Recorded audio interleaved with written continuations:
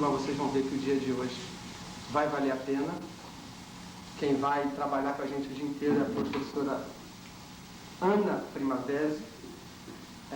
A Ana é, antes de tudo, agricultora, tem o sítio dela lá em São Paulo, onde ela trabalha, e é uma daquelas pessoas que há anos fala das vantagens da agricultura ecológica, fala do que é a verdadeira agricultura. Ontem ela já estava explicando isso para a gente aqui, que eu ontem apresentando ela, contei que ela foi uma das pessoas que me sensibilizou para a agricultura alternativa. E ela já me chamou a atenção e falou assim, não é alternativa, é imperativa. Imperativa quer dizer, é a única opção que a gente tem. E vocês já, de certa maneira, sabem disso, porque todos estão trabalhando nessa linha, alguns há 1 ano, 2, outros há 10, 12. E nós estamos aqui hoje para afiar nosso machado, para ter um monte de informação interessante. Vocês vão ver informações muito práticas, muito úteis para a gente melhorar a qualidade do nosso trabalho no dia a dia.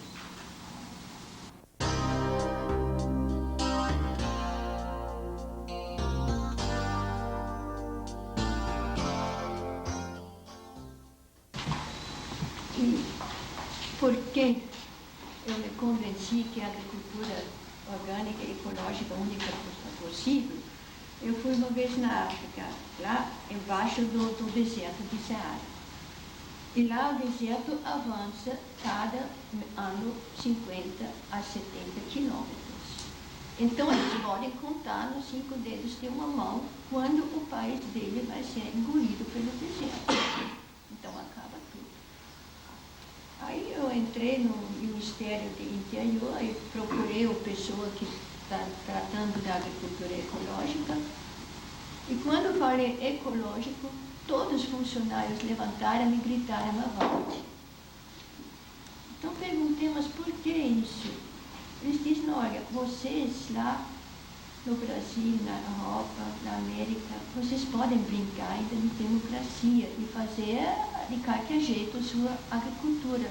Aqui não tem mais jeito de fazer outra a não ser ecológica, porque com química e mecânica ninguém para o deserto. Para que o deserto não avança mais, é só agricultura orgânica ecológica.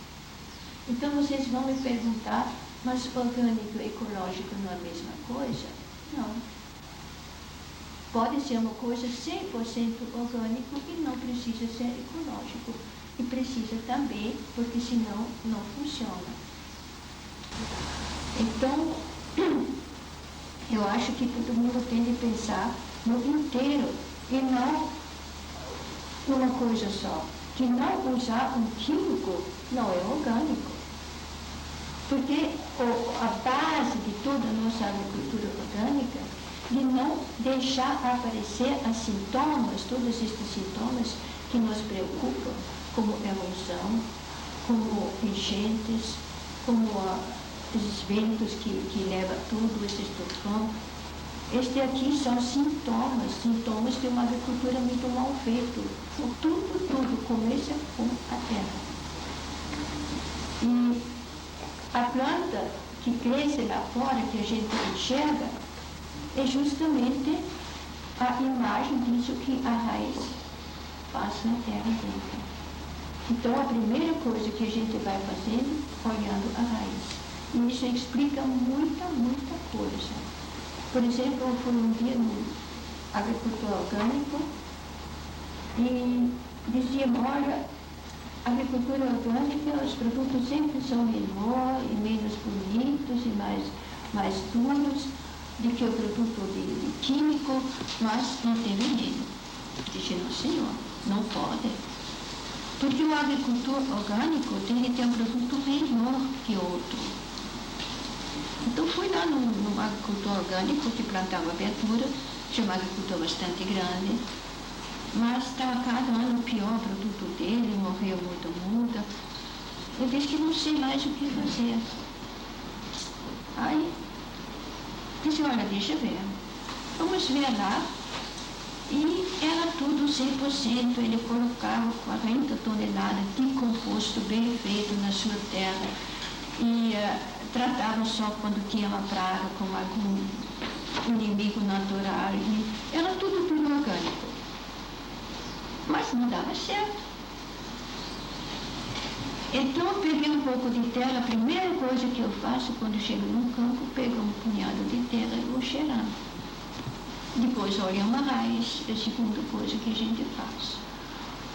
Ah, mas quando cheirei na terra tinha cheiro de pântano. Disse, mas credo, está com matéria orgânica enterrada aqui, que está decompondo aqui embaixo e criando esses gases venenosos todas. Então, o que vamos fazer agora é que nós não vamos enterrar mais esta matéria orgânica, nós vamos pôr só na superfície. A alma diz, não pode, porque se coloca na superfície, a raiz não vai para baixo. E se a sua raiz não vai para baixo mesmo, porque com esses gases venenosos ela fica na superfície, porque está querendo escapar. Mas a raiz tem de baixar. Tá, se não baixa, o que a raiz faz dentro da matéria orgânica, do composto, ela procura boro, porque esse é um elemento que ela precisa para crescer. Então nós vamos botar um pouco de boro na terra, botamos 8 kg por hectare de borax e colocamos todo o composto dele na superfície. Hoje ele tem um produto mais bonito, muito mais bonito do que todos os de químicos. E até o próprio supermercado me telefonou e perguntou o que a senhora fez. Porque agora o orgânico é idêntico ao melhor produto que existe aqui no supermercado. Não tem melhor.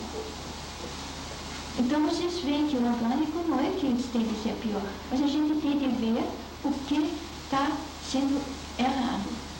E isso aqui a gente descobre arrancando uma planta, pegando a raiz, perguntando a raiz o que ela está fazendo, o que está achando da nossa tecnologia. Porque a raiz que resolve, não a gente. Porque muita gente diz, ah sim, mas a gente não tem tempo para mandar análise de solo e não tem tempo de analisar e é tudo muito caro. Então, bom, mas tem métodos que a própria gente sabe o que está acontecendo. Tem plantas, por exemplo, que nós chamamos de invasora, que essas plantas são indicadores e sempre indicam alguma coisa, e são plantas ao mesmo tempo que são sanadoras, porque a natureza não joga eles ao vão, ela deixa eles crescer para recuperar alguma coisa que está errada. Então a gente tem que começar e compreender o que eles querem para nós transmitir. E o grande problema que nós enfrentamos hoje são as variedades que nós compramos. Porque estas variedades são criadas exclusivamente para NPK, para adubo químico. Não são mais criados para solo, não são mais criados para clima, são criados para aguentar adubo e aguentar herbicidas. Só. Então deveria começar de tentar recuperar alguma variedade que não seja hibridada e que ele comece a adaptar a sua terra. Por exemplo, eu estou adaptando no momento as variedades de milho. A gente, antes da colheita, até pode fazer depois da colheita, vocês pegam as espigas maiores, melhor desenvolvidas, depois eu deixo estas espigas 3 meses no mínimo guardadas sem nada, Quando entra o caruncho, que eu já descarto toda a espiga, não pego mais. Só quando não tem nenhum grão carunchado, a gente descarta a ponta, descarta a base e pega o grão do milho. O milho fica cada ano melhor. E este aqui, depois, uns 3 anos, a gente troca com o vizinho, porque tem de trocar um pouco, porque senão ele vai degenerando. E aí as comunidades vão criando as suas variedades. Porque vocês têm de pensar o seguinte, as variedades que temos, primeiro são criadas só para químico, não são criadas para ser plantadas de agricultura orgânica. E segundo, estas variedades agora estão chegando em parte de tipo transgênico, quer dizer que estão geneticamente manipulados, e são todas plantas iguais. Para a indústria é um sucesso, porque que tudo igual, eles ganham 15% a mais na industrialização. Mas para o agricultor é uma catástrofe, porque se alguma coisinha na terra ou no clima mudar, esta variedade se for. Não funciona mais. Então pode acontecer que, por exemplo, quando nós temos aqui em 10 anos, em 20 anos, pode acontecer que de repente não existe mais variedade que funciona. Enquanto variedades que nós plantamos, eles têm muitíssimas possibilidades de jogo. Por exemplo, se uma pessoa tem filhos, teria de ter 5.000 filhos para ter 2 iguais. E as plantas têm também nesta base, eles precisam ter muita planta para tirar 2 plantas iguais. Agora, com esta manipulação genética, não, está todo mundo igual e não tem mais possibilidade de se adaptar a nada. Aí está o grande problema. Eu acho que o agricultor orgânico, mesmo pisoteado, mesmo mal prezado, mesmo judiado, ele é o único que nos garante uma sobrevivência. Os outros não, porque estão acabando com o mundo. E por isso é o meu orgulho de ser agricultor orgânico.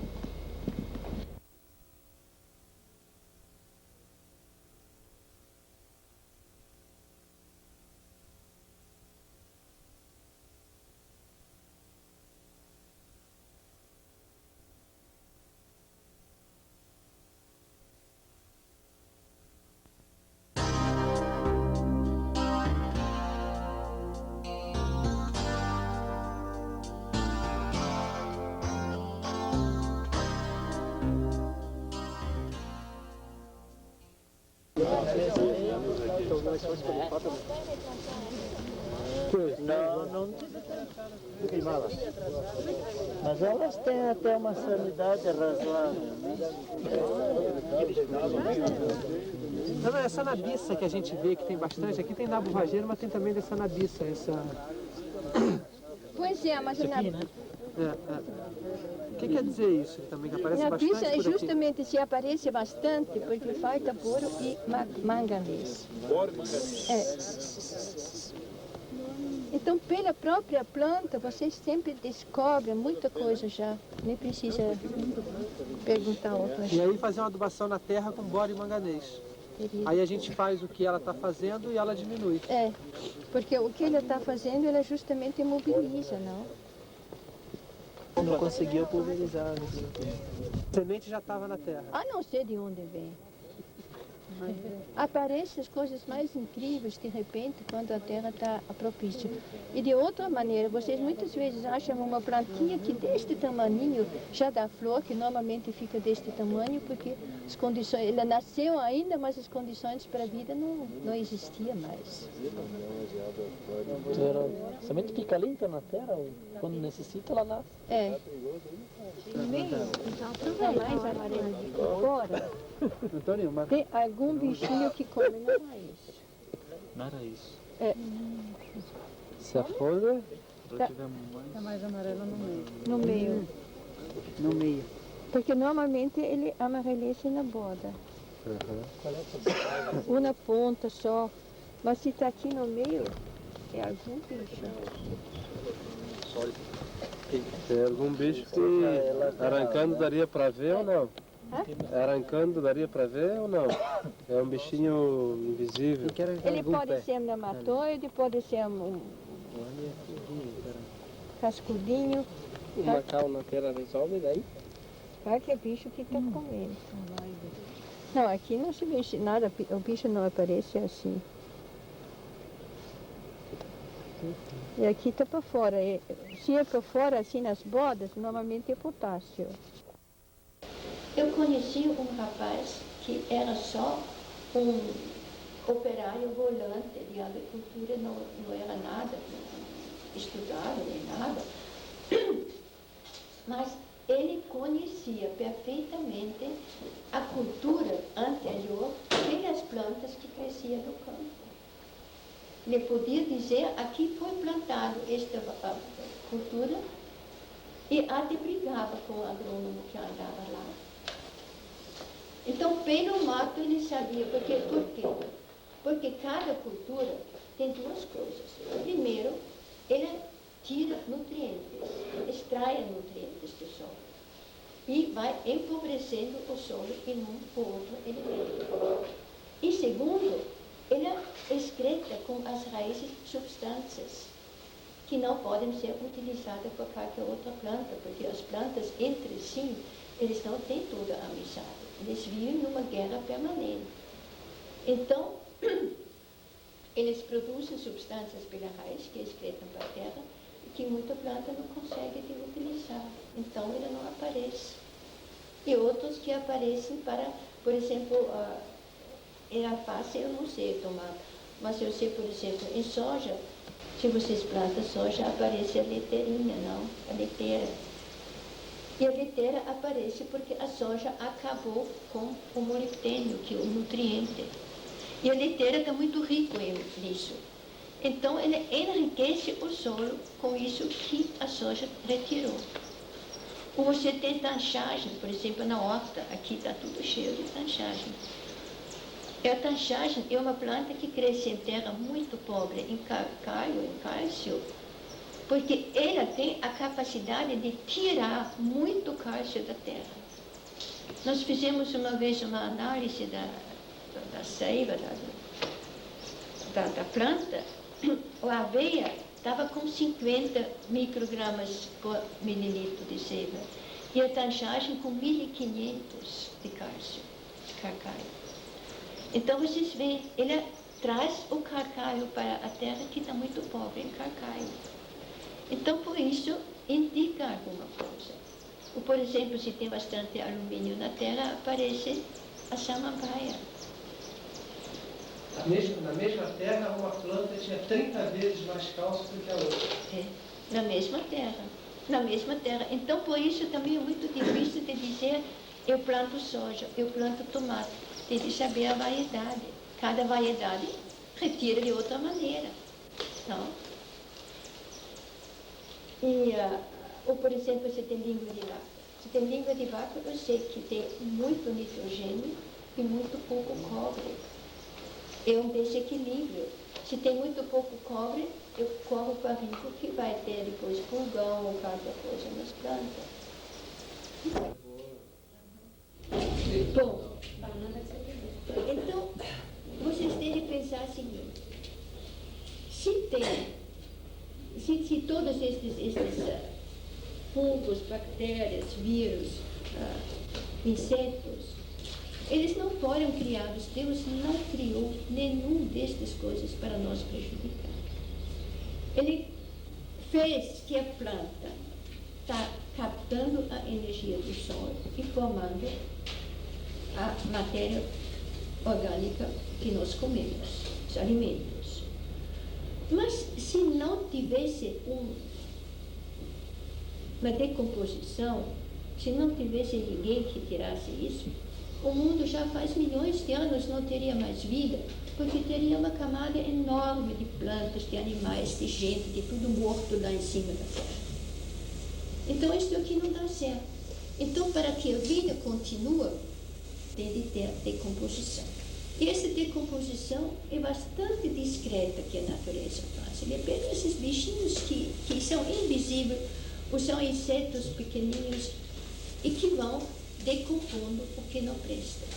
Agora, eles não só decompõem que o morto, eles decompõem tudo que não presta para uma vida boa. Então, se uma coisa é velha, se é fraca, se não tem energia, está decomposta. Se é doente, eles decompõem. Para isso, eles têm não somente a liberdade, mas para isso eles são calibrados. Cada um, vocês vão dizer como? Tem enzima.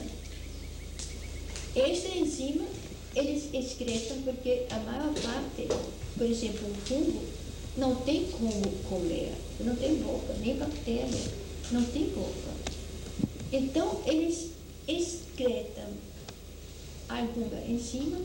Quando sentem que a substância que está lá fora seria bom para eles, eles digerem fora do corpo e depois eles absorvem isso. É a maneira como eles comem. Os insetos, eles têm só duas enzimas. Então eles não podem comer. Simplesmente você plantou, vamos dizer, tomate e por isso aparece a fitophthora. Ou não é bem assim. Ou você plantou soja e por isso aparece, por exemplo, a lagarta. A lagarta aparece porque sua soja já está fraca. E está incluído nas plantas que devem ser eliminadas. Porque se você continua criando esta soja fraca, vai ser cada vez mais fraca e cada vez pior. Então a natureza diz, olha, vamos acabar com isso, só precisamos de coisas que são fortes e boas. E quanto pior a saúde das plantas, tanto mais vão ter a parasita. Então a parasita não é a doença.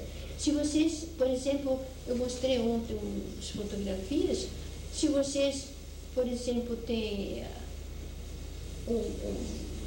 uma planta tratada com defensivo, vocês matam o parasita, mas a planta continua doente. Ela mostra todos os sinais da doença. Ela não sara com isso.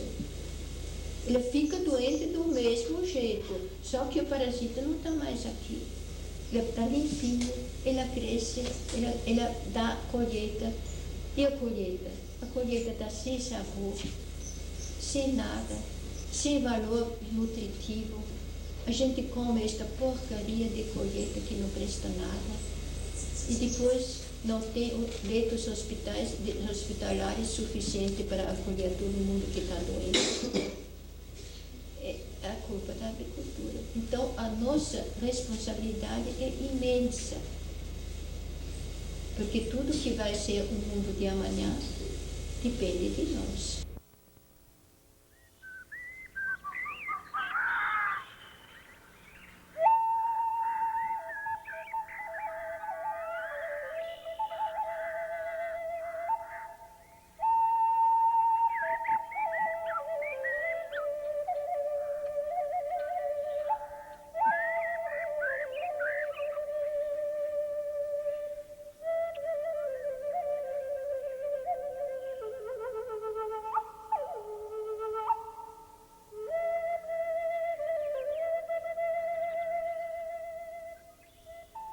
A professora Primavesi apresentou quadros onde se relacionam a ocorrência de problemas nas plantas com a deficiência de determinados minerais no solo.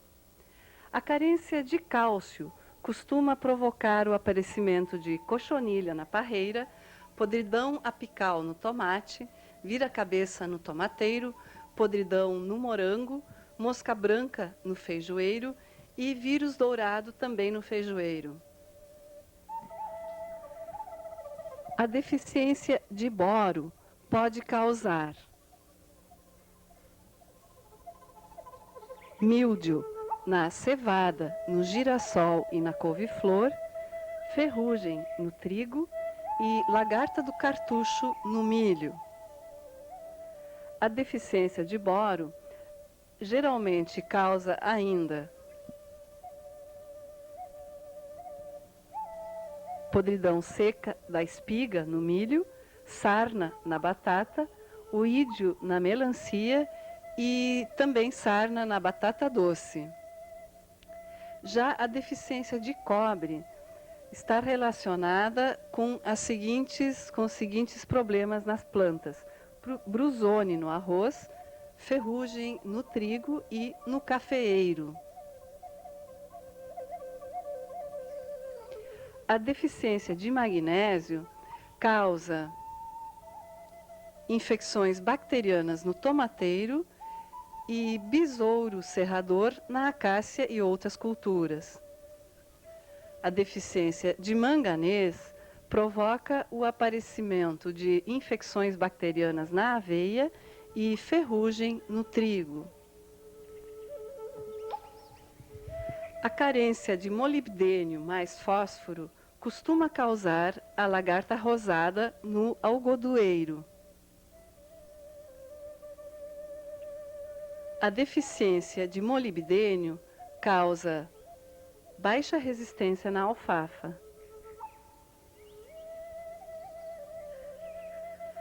Carência de zinco pode causar broca do colmo no milho.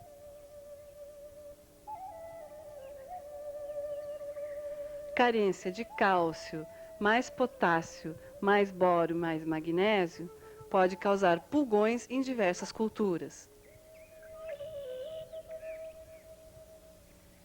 A deficiência de potássio, mais fósforo, mais magnésio e mais cálcio causa fitófora na batatinha.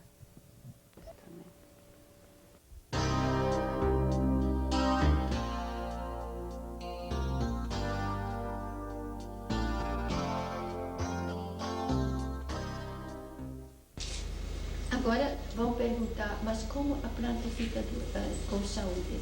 Primeiro, uma terra tem de ser muito bem cuidada.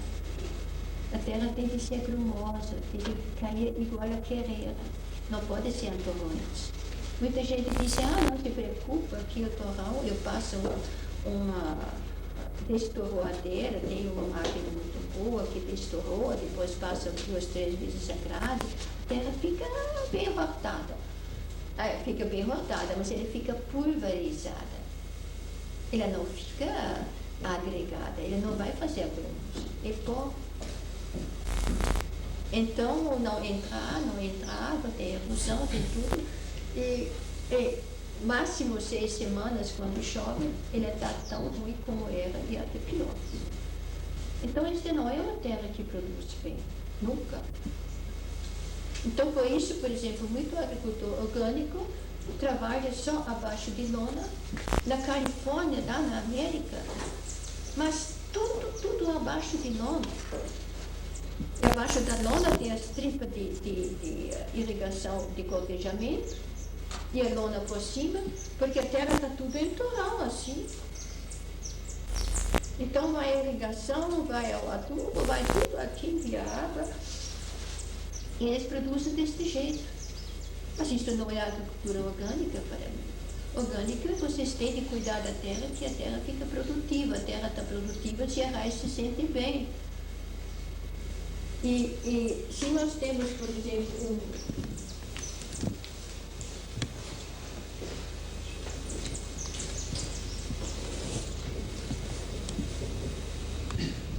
uma raiz que vai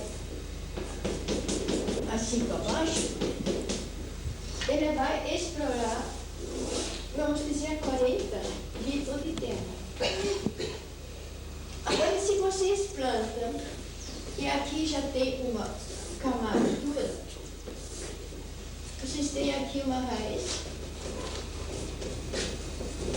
que vai explorando, vamos dizer, 1,5 litro de terra. Aqui, logicamente, ele vai achar muito menos água, muito menos nutrientes. Então, vocês têm de adubar e têm de fazer muita arte que esta planta produz. Esta planta não. Está produzindo sossegadamente, porque não tem problema. Mesmo se tem 6 meses 6 semanas de seca, não vai se alterar. ela continua crescendo, continua se desenvolvendo, continua florescendo, porque a partir de uns 50 centímetros de profundidade, a seca normalmente não vai, a não ser se a seca dá muitos meses. Então você sempre vai ter culturas sem problema. Este aqui está cheio de problemas. Se tem uns dias de seca, já está murchando. Se não coloca o suficiente adubo, já vai sentindo e não vai crescendo. Aí está cheio de problema. Ana, aqui se usa muito, os agricultores chilenos que estão aqui, os outros usam muito enxada rotativa. Este é ruim. Enxada rotativa. Quem que vai deixar a enxada rotativa ali? Pois é, mas a enxada rotativa está destruindo aqui. Agora, o problema é que a terra está nua, a chuva bate. Você passa aqui a enxada rotativa, destrói já os agregados que tem esses pluminhos. Então vai a chuva, vai entrando aqui e logo em seguida forma laje, porque ela entope aqui os poros. E a água está grossa, não está limpa que entra. Então começa de entupir aqui e vai crescendo de baixo para cima, uma camada cada vez mais dura. Agora, em lugar de ver que destrói esta camada, vocês começam com todos os artifícios. Coloca mais composto, coloca irrigação, usa subsolador. Faz um mundo de coisas. Mas o problema não é isso, o problema é de remover esta maldita camada para poder entrar. Agora, por exemplo, por isso a terra deveria ser coberta. Descobriram agora agora não, já faz uns 3, 4 anos, que quando eles colocam uns galhos picados, galho desta grossura, até 2 centímetros e meio, eles picam tudo no moinho onde pica assim para silagem, e colocam na superfície do solo. Olha, não tem seca, não tem problema com nada, não precisa fazer composto. Vocês estão completamente bem servidos. E quanto mais diferente os galhos que vocês cortam, tanto melhor vai ser o seu cultivo. E este negócio de fazer composto, muita gente acha que se faz composto, tudo está feito. Mas o que vocês podem usar para composto? Podem usar palha, podem usar capim, mato, podem usar esterco de gado, podem usar a cama de galinha. Agora, cama de galinha é uma coisa bastante temerosa, porque se a granja é sua, tudo bem, se é orgânica. Agora, se a granja está no vizinho e é uma granja de comercial, com todos os antibióticos e com todos os anabolizantes, este aqui é meio temeroso e muitas vezes não é um adubo muito bom, porque eu vi, por exemplo, um plantador de chuchu que colocou e o chuchu morreu todinho, com todo sinal de intoxicação. Professora, esse sistema que a senhora está falando de colocar só a matéria picada, passar no picador, a senhora acha que pode chegar a substituir o esterco de aviário? Eu pergunto isso porque lá na região que a gente trabalha, lá da Torres, né, que se planta banana, quando se começou a usar o esterco de aviário, houve um incremento de produção muito grande, né? A própria qualidade dos frutos, dos cachos melhorou muito. E a gente está querendo buscar uma alternativa para o aviário, né? Então eu queria a opinião da senhora, se a senhora acha realmente que só substituindo o aviário por material picado seria o suficiente para substituir o esterco de aviário. Depende do material que vocês encontram. Se vocês encontram, por exemplo, se faz estes quebradores.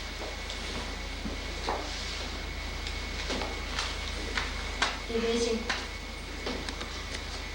faz aqui outro. E aqui vem o vento. ele não pode ser completamente impermeável, tem que passar um pouco o vento. Porque se fica impermeável, o vento não vai aqui ficando mais fraco, mas ele vai em cima e pode voltar em seguida. Então não protege muito. Ele protege muito mais se está um pouco impermeável. Quanto mais árvores diferentes vocês plantam, por exemplo, aqui, tanto mais variado vai ser o que vocês conseguem botar na terra. Eu conheço, por exemplo, gente que está no Rio de Janeiro, Petrópolis, eles estão plantando 3 culturas, mas quer dizer, plantam 2 e a terceira é o quebra-vento. Então eles plantam milho verde, inhame e tem a lacena. A lacena está permanente, eles simplesmente cortam os galhos e quando tiram uma cultura jogam os galhos no campo. Com isso eles já estão uns quase 20 anos na mesma terra e vai bem. E tem também gente que eu conheço no Paraná, eles jogam não propriamente cama de frango, eles jogam todo esterco de galinha de poedeiras, não? E de gado de leite e tudo. Fazem uns tipos de recipientes grandes e jogam lá dentro e de vez em quando dá uma mexida. Eles têm até já mexedeira automática, que quando começa a sair um pouco de cheiro de amônia, começa a mexer. Então, no fim, eles têm um substrato que eles colocam lá dentro, que tem 2,5%, 3% de nitrogênio, quando eles tiram tem 8%. Eles vão fixando ainda do ar nitrogênio. E este aqui eles põem depois nos campos e é um adubo tão rico em nitrogênio que nós tínhamos de botar sulfato de cobre junto para não ter um excesso de nitrogênio que causa uma porção de doenças. Porque quanto mais nitrogênio, tanto faz se nitrogênio é químico, se é orgânico, ele causa doenças, se está desequilibrado. Agora, eu conheço agricultores que só colocam o mais variado possível. Eles pegam mamona, eles pegam bambu, eles pegam árvores, pode ser qualquer tipo de árvores, eles misturam todas essas coisas e colocam. Agora, pela quantidade diferente que eles colocam, as plantas estão bem nutridas. Agora, isso depende, uma vez que vocês testam num trechinho pequenininho para ver, não? E nada de novo, eu acho que tem de fazer em grande escala. Você sempre tem de testar primeiro se dá certo. Ana, quais são as consequências desses anabolizantes e antibióticos para a vida no solo? A vida no solo eu não sei, mas eu sei que as plantas, tem plantas que não aguentam.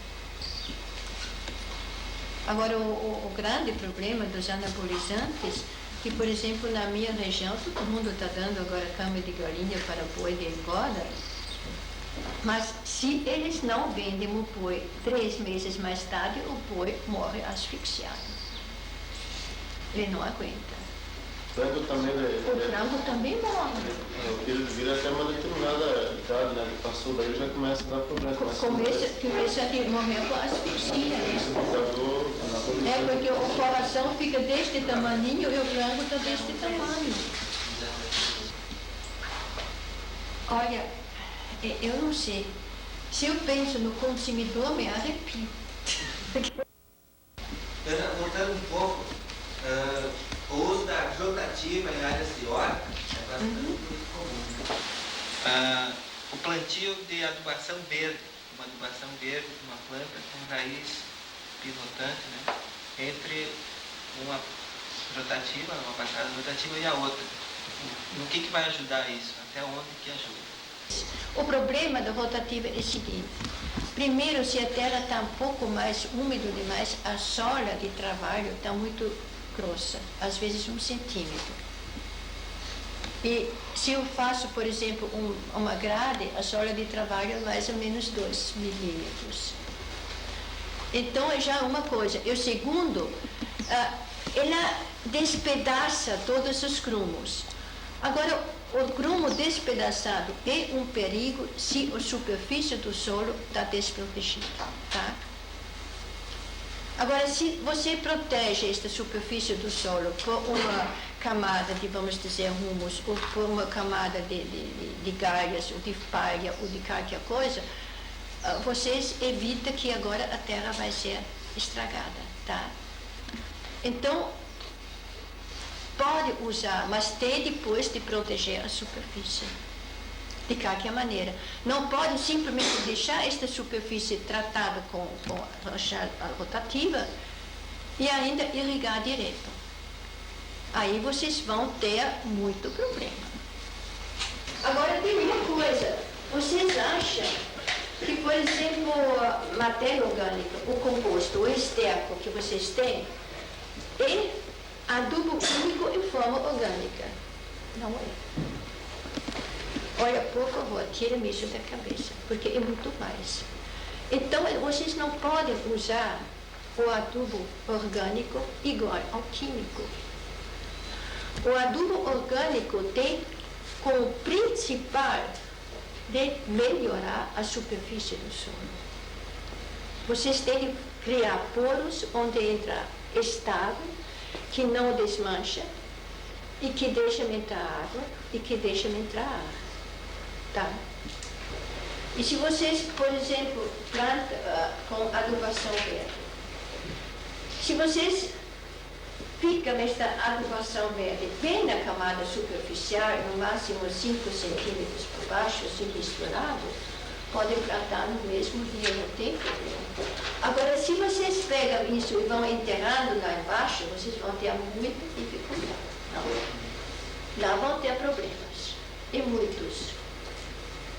Então, o problema é de deixar em cima.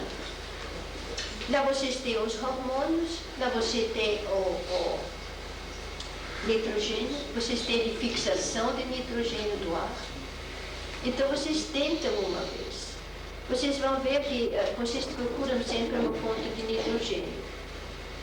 Mas a própria palha é uma fonte de nitrogênio numa decomposição semi-aeróbica, semi-no-ar. Se tem um pouco de fósforo de cálcio junto. Agora, tem casos, se a terra está muito pobre em potássio, que precisa também um pouco de potássio. Mas vocês podem também fazer o seguinte, por exemplo, se coloca esta palha, o potássio em capim-a-pied, ou capim destes, é super rico em potássio. Então, se vocês, por exemplo, pica capim-a-pied e colocam um pouco de fosfato cálcico junto, vocês têm de tudo que precisa, mas absolutamente de tudo. Não tem esse negócio de competição, então o pessoal às vezes fala de competição da palha e vai tirar o nitrogênio que seria para a planta. Vocês têm a competição, no caso, se vocês pegam a palha, reviram aqui para baixo e a palha fica por aqui. Não?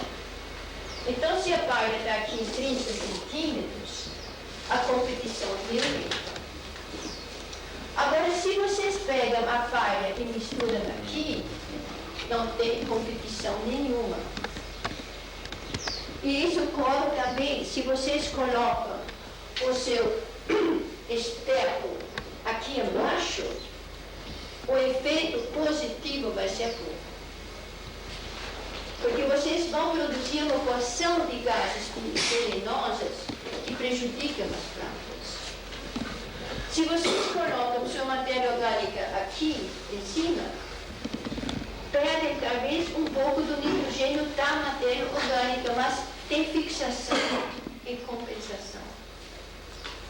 Vai fixar. Porque até que quando vocês plantam árvore, a gente tem de fazer uma cova e no baixo da cova você bota uma lata de composto. Tudo bem, coloca. Se quiser, bota um pouco aqui dentro, mas eu nunca iria botar tudo lá embaixo. Se coloca na superfície, está muito mais espeto. Então todo mundo diz, mas o nitrogênio vai embora. Pode ser que um pouco de nitrogênio que está lá dentro vai embora, mas as bactérias que estão lá dentro fixa nitrogênio do ar, que é muito mais do que vai embora. Agora, para a camada dura, eu faço uma coisa, porque eu estou pensando, olha, uma raiz, por exemplo, ela está capaz de quebrar concreto, pedra, ela entra aqui e rebenta. Então, por que uma planta que sabe arrebentar uma pedra e o concreto, agora não vai arrebentar uma camadinha de 2 ou 3 milímetros de sola de trabalho? Então a gente se pergunta isso. Então a resposta que eu encontrei foi que as nossas plantas de cultivo não são próprias à nossa terra e têm deficiência de boro. Então, para eu quebrar, por exemplo, eu planto um milho e para quebrar esta camada de trabalho, eu coloco 3 kg por hectare de bórax. Bórax. É. Então, mistura com um adubo, pega ácido bórico e pulveriza no solo, de qualquer maneira dá para aplicar. Na fruticultura, eu faço o seguinte, é muito mais fácil. Que a gente está com dúvida quanto vai pôr. Agora, eu não sei quanto eu vou precisar de cada nutriente de colocar. Então, eu tenho aqui uma árvore. Aqui a projeção da copa. Então, eu faço o contrário, colocando qualquer coisa assim, um furo. E nesse furo você coloca o que quiser. Se quer botar boro, se quer pisar cobre, bota cobre, se quer botar magnésio, bota magnésio. Se vocês colocam aqui em 2 furos, e se abre muito grande, em 3 furos, não tem muito problema, porque vocês infestam só um lugarzinho assim. Se a árvore está querendo tirar isso, tira. Se não quer, ele tem muito lugar onde pode absorver e não se intoxicar, não? E este aqui é um sistema que funciona muito bem. Por exemplo, eu tenho muito serrador lá.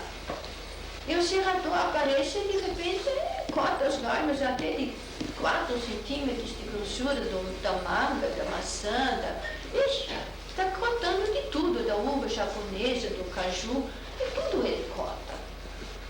Aí eu vi que as folhas das árvores que ele estava cortando, estavam as folhas de baixo do galho, estavam com as veias tudo verde, mas o resto estava desbotado, meio amarelado, mais claro, o já amarelo. Então é tipicamente a deficiência de magnésio. Ah, não teve dúvida. Coloquei lá magnésio em 3 coxas lá nas árvores, e olha, nunca mais me cortaram. Os vizinhos dizem que cortaram até pé de cama, mas eu não sei.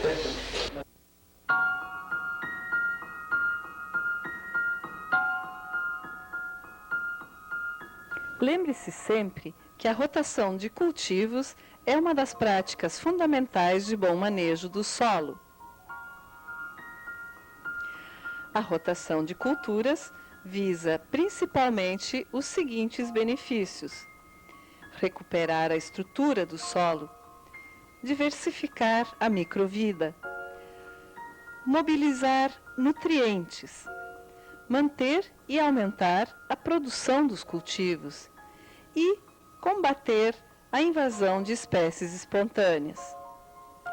Alguns exemplos de rotações favoráveis: milho, depois soja, depois colza; centeio, feijão, milho; inhame, leucena, milho verde; guandu, intercalado com banana, cana-de-açúcar; milho com mucuna, depois cenoura, depois cebola, depois período de pousio; milho, algodão, guandu.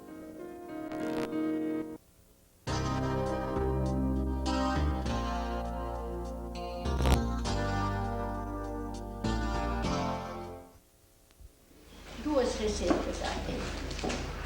Se vocês têm uma verdura, para fortalecer a planta, eles usam agora quase em toda a América Latina uma coisa muito simples.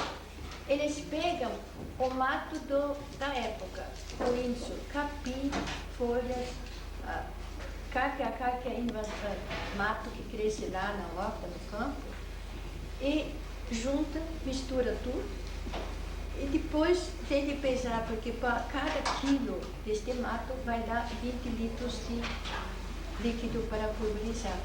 Então você soca isso, se está 1 quilo só, soca no pilão, se está mais, eu coloco na máquina para moer de cana, qualquer um destes, não? Maquininha de martelo, e coloca sobre a noite na água. Sobe. Depois no outro dia espreme e ferve mais ou menos 2 horas. Assim, se tiver algum germe, mata, se tiver algum enzima, mata, fica só os hormônios. E com isso você pulveriza. Por exemplo, o tomate, ele fica em 3 dias, o caule dobra. Fica bem mais grosso. E as verduras, mas crescem de uma maneira completamente sadia, enorme, grande, não tem uma pujança enorme. E ainda estão com mais saúde. Daí para tomar um pouco que... Repetir. Muitos não Vocês colhem tudo que tiver na época de verde. Não pode ter ainda flor. Quando começa a florescer, está outro assunto. Pode ser folha de árvore, pode ser capim, pode ser mato da horta, tudo que nesta época cresce. E vocês soltam, botam na água, quer dizer, só botam água para ser coberto, e no outro dia espreme. E ferve no fogo brandinho umas 2 horas. E como mediram antes, pesaram antes, então por cada quilo de massa que vocês tinham, podem botar depois 20 litros para pulverizar. E pulveriza em cima das plantas. Olha, vocês vão ver quanto mais robusto as plantas ficam. Cada litro daquele quilo do verde. Porque depois vocês podem ter 2 litros, 3 litros e não sei quanto vai acabar quando a água vocês botarem, não? Para espremer, pode colocar dentro de um saco de algodão? Ou espremedor de pireia de batata, uma coisa assim. Um quilo de flor? 1 quilo de massa verde. 1 quilo de massa verde dá para 20 litros de água depois. E depois vocês pulverizam as plantas. Vocês vão ser as plantas em 3 dias já vê a diferença. Enorme. E isso eles fazem aqui em todos os países agora, os agricultores com máximo sucesso. Agora, por exemplo, em Minas, eles usam broto de bambu e broto de mamona no café. Olha, o café é outra coisa. Então, qualquer coisa destas, vocês podem usar que está verde, não pode ser ainda em flor, vocês pulverizam. E para que ferver ele, para extrair, você ia deixar tipo chá? Não, vocês não fervem mais, vocês espremem antes de ferver. Ferve só o caldo. Só o caldo, ferver quantas horas? Só ferve aquele caldo. O caldo, as plantas já tiraram fora, não? De 2 horas ferver? Porque eles dizem que mata todos os germes, mata todos os enzimas, fica só os hormônios. E aí as plantas ficam mais robustas, ficam mais sadios, ficam mais produtivos, crescem muito mais rápido. Por exemplo, a alface, você tem uma alface deste tamanho, recolhuda em 4 semanas. É uma coisa impressionante. Isso pode ser armazenado ou feito para casa? Não, eu levo por 2, 3 meses, dá para deixar. Não precisa ser armazenado. Isso é só uma pulverização para cada cultura na época dela? Você pode fazer 2 pulverizações, mas com uma já dá um efeito muito grande. E se vocês botam especialmente mamona no meio, fica uma coisa impressionante. E quanto mais tipos de folha, melhor. Quanto mais tipo, melhor fica. Eu encontrei um agricultor que me disse que faz com 150 folhas diferentes. E uma outra indicação, que não é tanto receita, mas é uma indicação, especialmente para plantador de tomates. Vocês para fazer mais flores fertilizados e fazer mais penca, vocês vibram um pouco. Então dá para cada pé. Eu até que peguei um vibrador e estão vibrando o pé. Se eu vibro o pé, no caule, até as últimas folhas, você sente que está tremendo. Este aqui faz crescer o penca, que a gente não sabe mais como. A planta produz enorme. E olha, até no brócolis eu fiz isso, e o brócolis ficou louco depois.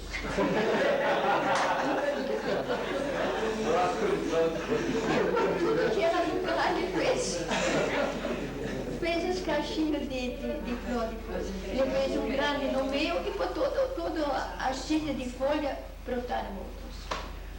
Então, este aqui foi um japonês que me falou e olha, dá efeito. Então, vocês tentam.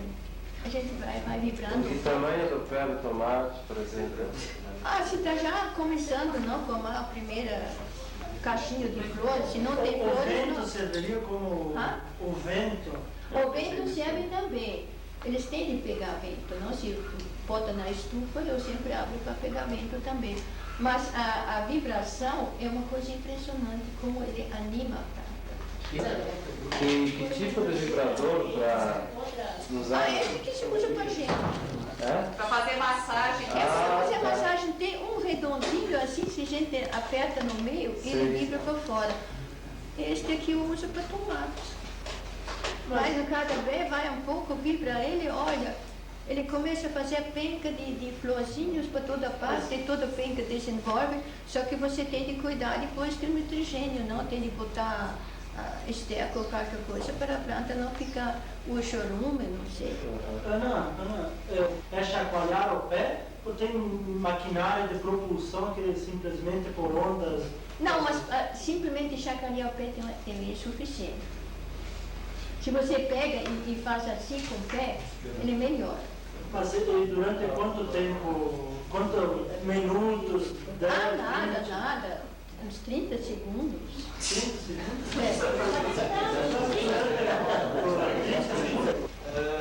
Porque algumas sementes, algumas variedades já não existem mais, né? Então, como melhorar as sementes varietais que a indústria já melhorou para absorver mais nitrogênio, fósforo, potássio, como adequar essas sementes às condições do cultivo ecológico? Pô, mas é só simplesmente como se fez milhares de anos, a gente sempre é escolhendo o melhor e plantando o melhor, não? E por exemplo, eu faço o meu milho, ainda o caruncho fazer a última escolha. E no feijão também. Eu não trato, deixo ele aqui de qualquer jeito, uns 3 meses, em contato com o caruncho. E onde a caruncho ataca, todo lote está descartado. E onde ele não ataca, porque a planta está boa e firme, não. Senão, por exemplo, eu plantei uma vez um milho que foi melhorado pela biodinâmica, mas já carunchou no campo. Ele não aguentou. Mas é que cada solo é diferente, não? Você não pode dizer que este milho agora é uma variedade. Porque, imagine, na China tem, ainda hoje, 14 mil variedades de soja. Para cada microambiente uma variedade. Na Indonésia tinha 10 mil variedades de arroz. Para cada microambiente uma. Quer dizer, solo, clima, tudo isso vai conjunto, cria um microambiente. E aqui você tem a variedade que vai bem. Agora, no vizinho de 5 quilômetros de distância, já pode ser que não dá mais. E do outro lado, vocês têm de trocar com um vizinho mais próximo, de vez em quando, para trocar de terra, para não ficar sempre com a mesma terra, senão ele vai degenerando. Como é que é essa degeneração? Em função de que essa variedade... Vocês criam, melhora uma variedade. Eu estou melhorando 3 variedades agora. E depois de uns 3 anos, tem de pegar um vizinho que lhe planta, replanta uma vez esta semente para não ficar sempre na mesma terra. Para recuperar a semente. Porque você vai exaustando a sua terra unilateralmente. Você não, às vezes não sabe. Agora, por exemplo, eu comprei um pó de pedra agora, este em B4. Bom, deve ter mais por perto também alguma coisa de pó de pedra. E com este pó de pedra, eu adubo a minha terra e aí eu coloco tudo que podia ter sido explorado pela cultura, não? Eu coloco de novo, então não tem muito problema. Porque, por exemplo, o feijão, eu estou plantando feijão sem veneno e todo mundo me diz, é impossível. Não é impossível, você tem que ver só o que o feijão necessita. Então eu coloco, por exemplo, este pó de pedra e depois, na minha terra, no mínimo, eu vou por cima com o EM4, que aumenta todo o metabolismo da planta, e um pouco de molibdênio. Aí não tem ferrugem, não tem vírus, não tem nada. Agora, na época da mosca branca, que transmite o vírus do arado, eu não combato a mosca, eu combato a suscetibilidade da planta contra vírus. Então, a gente coloca um pouco de cárie concha é melhor, na linha, 300 kg por hectare. E se aparece bastante mosca, eu pulverizo uma vez com 1 kg por hectare de ácido bórico. Porque se tiver uma transmissão de vírus, o ácido bórico mantém as veias limpas e não deixa entupir. Então não tem veia entupida e nada. O feijão produz normalmente. Agora, a mosca não me incomoda. A mosca pode ser lá, ela pica, mas o que ela suga é desprezível, não é muita coisa. Agora, o problema dela é o vírus. E o vírus não faz nada se você trata com esse cárie de concha na linha da semente e depois uma pulverização com boro por cima. Pronto. Outro dia eu fui lá numa reunião sobre vírus, então eles falaram que o vírus existe em enorme quantidade dentro da planta, dentro da gente. Eles dizem que até 2% do sangue humano é vírus. Mas o vírus não se manifesta se não tem uma condição que permite que ele se manifeste. Não. E na planta também. Então, uma das condições na planta, no homem não sei, mas na planta, é que falta de cálcio. Então, se vocês estão equilibrando mais ou menos o negócio do cálcio, o vírus já está bem menos. O leite, que é rico em cálcio, pelo menos estudos já comprovam que aplicando leite nos tomates diminui consideravelmente a virose. Né? Eles fazem com soro de leite, com leite diluído, não na água. Mas tem muitas coisas também, por exemplo, no alho, se você pulveriza de vez em quando com leite, não fica com muito mais saúde. Não é muito alho? Aí tem mais uma coisa, que vocês plantam uma semente. Se a semente, por exemplo, for muito pobre no mineral e o substrato que você usa, este extrato é rico em minerais, a semente não vai reagir, porque nós fizemos este negócio com couve-flor, é impressionante. Você planta uma semente que é deficiente de molibdênio. Então a planta vai ser deficiente de molibdênio, você pode adubar na terra, pode pulverizar na planta, pode fazer de tudo o que quiser, a planta não vai reagir. Se manda para fazer análise química, a planta está super rica em molibdênio. Mas ocorre, como na época em que fez o seu programa, como vai utilizar, o que vai e que não vai utilizar para crescer, ela não tinha molibdênio, não usa. Simplesmente não sabe usar. Então você pode ter numa propriedade um bom sucesso e na outra nenhum por causa disso, porque ele usou uma semente que era pobre nisso. Então seria o interessante, antes de plantar, já pulverizar a semente com a mesma solução que você depois vai utilizar. Como é que a senhora faz com a semente de milho? Como Como é que a senhora faz com a semente de milho? Semente de milho, por exemplo, na minha região tem muito de lagarto de cartucho. E tanto até que muitos vizinhos nem plantam mais milho porque não tem jeito. Come todo pronto, come toda a flor. Aí eu coloco só 3 a 4 quilos de bórax por hectare. Mas eu coloco na semente também para avisar a semente. Olha, você vai ter porro na terra. Então eu aviso a minha semente. Aviso que coloco uma pessoa no lado da semeadeira com uma solução de boro na pulverizadeira. Então a solução é só uma colher de sobremesa para 10 litros de água. Se você precisa mais, coloca mais, então 20 litros são 2 colheres, não? Quer dizer, é uma solução muito, muito rara. Mas, com isso, eu dou um aviso à semente, você vai ter boro na terra, você pode utilizar. Agora, se eu coloco, ela vai utilizando. Se eu não coloco, ela vai ficando, porque ele está procurando agora, ela fez o programa com boro. Você não coloca, aí tá pior, não? Isso seria uma programação, né? Ela faz a sua programação, a planta.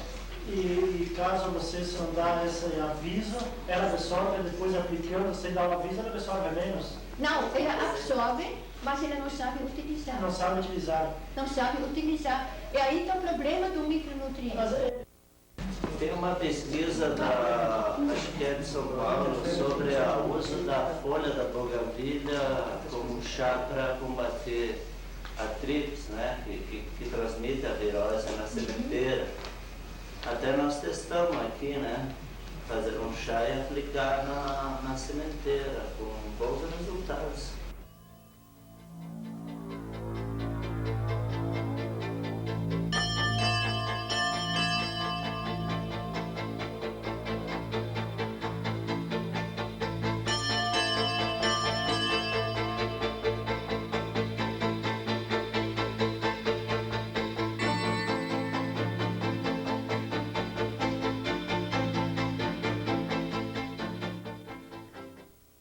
Se vocês sabem que nós escapamos facilmente dos venenos e podemos utilizar coisas nativas, agora o melhor, primeiro que nutrir bem a planta. E depois vocês pensam como se defender se alguma coisa escapou.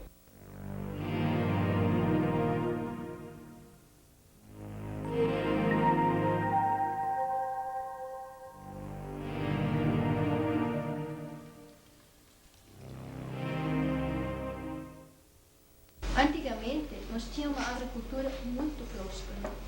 Se vocês pensam, toda a nossa indústria, por exemplo, no Brasil, foi feita com a ajuda do café, da lavoura de café. E depois da Segunda Guerra Mundial, a agricultura era próspera e a indústria era falida, porque eles tinham muitos produtos químicos, eles tinham produzido armas e agora o mercado falhou, não estava mais.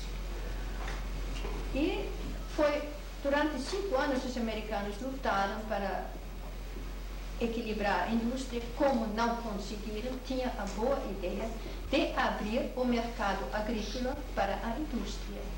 Não porque a agricultura precisava, mas porque a indústria precisava. Então eles começaram com todo este negócio que foi ensinado, todo mundo recebeu bolsa para estudar na América do Norte como utilizar toda esta porcaria. E finalmente conseguiram de abrir a agricultura para estes produtos industriais. E quando a gente usa o primeiro, tem que usar tudo.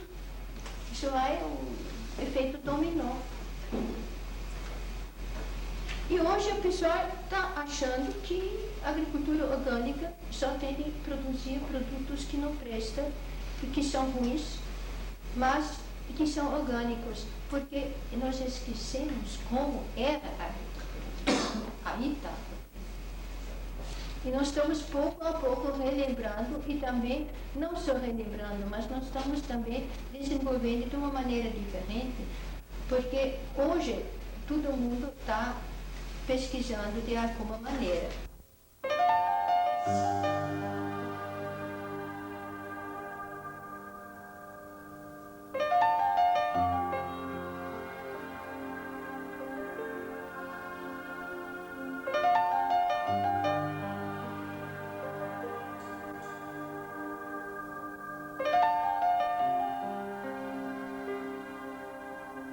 Música